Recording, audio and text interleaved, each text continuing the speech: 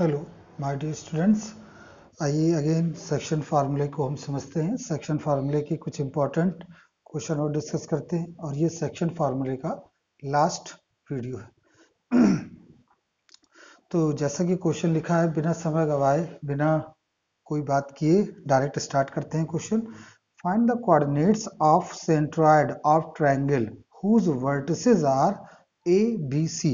ये सबसे easy question है बच्चों। क्यों? क्योंकि इसमें डायरेक्ट हम फार्मूले को अप्लाई करें। इन्होंने यहाँ पर एक ट्रायंगल है और उसके वर्टिसेस दे रखे हैं। तो आप जानते हैं किसी भी ट्रायंगल में कितने वर्टिसेस होते हैं? 3, -1, 3, 1, -1 एंड 5, 1। ये 3 वर्टिसेस दे रखे।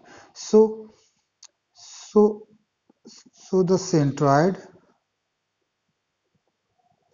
सेंट्रॉइड का जो कोऑर्डिनेट होता है वो x1, x2, x3 divided by 3, y1, y2, y3 divided by 3 होता है। ये सेंट्रॉइड का फार्मूला है। अब a की वैल्यू आपको यहाँ दे रही है, x1, y1, x2, y2 और x3, y3।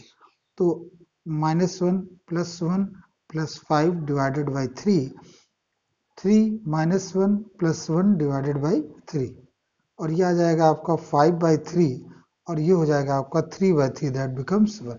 तो ये आपका देखिए सेंट्रॉइड आ गया। तो इसमें हमने सिंपल सा क्या अप्लाई किया है? केवल एक छोटा सा फार्मूला। और फार्मूला क्या है सेंट्रॉइड का? कि x1 + x2 + x3 divided by 3, y1 + y2 y3 divided by 3। आइए एक और क्वेश्चन को देखते हैं। Coordinate of vertices of triangles, the middle point of whose sides, this one, this one, this one. इन्होंने क्या कहा, ये इसको भी समझते हैं। इन्होंने कहा कि एक हमारे पास ट्रायंगल है इस तरह का, ये A है, ये B है, ये C है, और ये M1 है, ये M2 है और ये M3 है। तो इन्होंने कहा कि एक जो मिडिल पॉइंट है वो है 0, 1/2, और फिर ये 1/2, 1/2, और फिर ये 1/2, 0। इस तरह से ये 3 पॉइंट्स आपको दिए हुए हैं। 3 पॉइंट्स कौन से? एक A है, एक B है और एक C है। ठीक, वो M1, M2, M3, these are the mid point of sides A, B, C। तो इन्होंने ये पूछा है क्वेश्चन में, कोऑर्डिनेट ऑफ द वर्टिसेस, हमें ये वर्टिसेस के कोऑर्डिनेट बताइए। तो हम ये वर्टिसेस के कोऑर्डिनेट मान लेंगे x1, y1, ये मान लेंगे x2, y2, और ये मान लेंगे x3, y3। इस तरह से हमने 3 कोऑर्डिनेट यहाँ पर मान लिए। अब जब ये 3 कोऑर्डिनेट आपने मान लिए, तो अब हमें सेक्शन फार्मूले की मदद से इस क्वेश्चन को सॉल्व करना होगा। तो आइए कैसे सॉल्व होता है देखिए। यहाँ लिखेंगे, since M1 be mid point of AB, M1 जो है वो AB का क्या है? Mid point.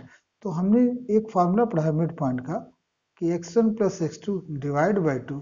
तो यहाँ से क्या मिला? x1 + x2 = 0। सेकेंड है आपका, इसमें 1/2 दे रखा है, y1 + y2, y1 + y2 divide by 2, ये कट गया और आपका आया y1 + y2 = 0। तो एक ये इक्वेशन है और एक ये इक्वेशन है। ठीक है। इसी तरह से BC के लिए बोलेंगे M2 be mid point of BC। So 1/2 = x2 + x3 divided by 2। तो यहाँ से मिलेगा x2 + x3 = 1। ठीक है। नेक्स्ट आपका है 1/2 = y2 + y3 डिवाइडेड बाई 2। ये भी कैंसिल हो जाएगा और यहाँ से आपको मिलेगा y2, y3 = 1। तो एक आपकी ये क्वेश्चन बन गई और एक ये। अब थर्ड से भी एक क्वेश्चन बनेगी, M3 भी मिड पॉइंट ऑफ AC।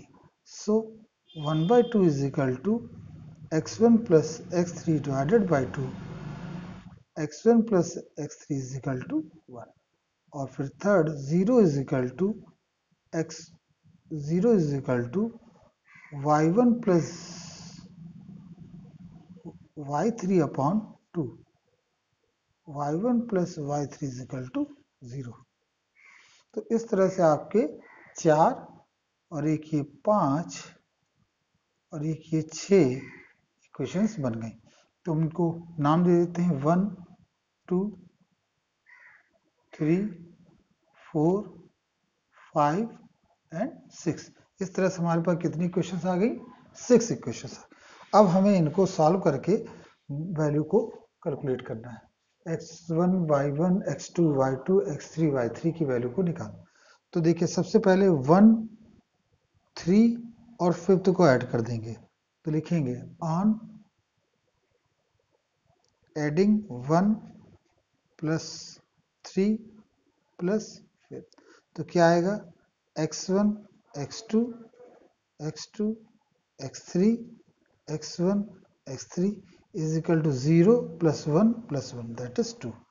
तो आप देखिए 2 बार आएगा, 2x1 2x2 2x3 is equal to 2।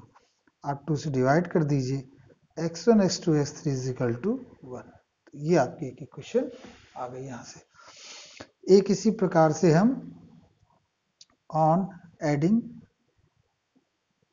2 plus 4th plus 6, तो 2 plus 4 plus 6 y1 y2 y1 y2 y1 y2, तो यहाँ से आ जाएगा 2y1 2y2 2y3 is equal to 1, y1 y2 y3 is equal to 1/2। ये हमारे दो निकले। तो अब इनकी मदद से हम प्रश्न को हल करेंगे। अब आप देखिए बहुत, अब 1 सेकंड का क्वेश्चन बचा है बस। अब देखिए यहाँ पर ये वैल्यू क्या दे रखी है? x1 x2 x3 1 है, और यहाँ पर देखिए x1 plus x2 is equal to 0। तो जब हम इसमें x1 प्लस x2 0 रखेंगे तो हम यहाँ लिखेंगे फ्रॉम इक्वेशन 1। जैसे हमने x1 x2 से 0 रखा, x3 का मान कितना आ गया? 1। और जैसे ही हमने यहाँ x2 प्लस x3 की जगह 1 रखा, यहाँ से x2 प्लस x3 की जगह जैसे 1 रखा तो x1 का मान आ गया 0। और जैसे ही हमने x1 प्लस x3 की जगह 1 रखा तो भी x2 का मान आ गया 0। तो इस तरह से आपको ये तीनों मान मिल गए। Again we will put y1 plus y2 plus y3। y1 plus y2 ये 0 रखेंगे तो y3 की वैल्यू आ जाएगी 1/2, और y2 प्लस y3 की जगह 1 रखेंगे तो y1 की वैल्यू आ जाएगी 1/2 माइनस 1 दैट इज माइनस 1/2, और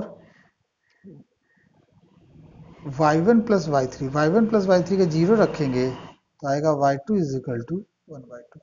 तो इस तरह से आपके 3 मान निकल आए, एक ही है एक ही एक। तो हम कोऑर्डिनेट क्या लिखेंगे बच्चों? तो जो कोऑर्डिनेट बनेगा, कोऑर्डिनेट की बात करें तो पहला कोऑर्डिनेट आपका x1 कामा y1, तो x1 ये है और y1 ये, तो पहला आ गया आपका 0 comma minus 1/2 that is a।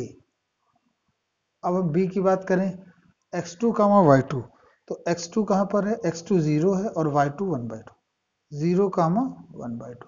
और c की बात कर लें, c में आया आपका x3 आपका दे रखा है 1 और y3, तो 1 कामा 1/2। इस प्रकार से आपको ये तीनों मान प्राप्त है। ये क्वेश्चन थोड़ा सा लेंथी था, लेकिन बच्चों इसी तरह के क्वेश्चन आपको याद रखने हैं, समझने हैं, then you can solve your problem easily, and it's very essential for you. Thank you so much. So let's stop here. Hope you like it. Thank you so much.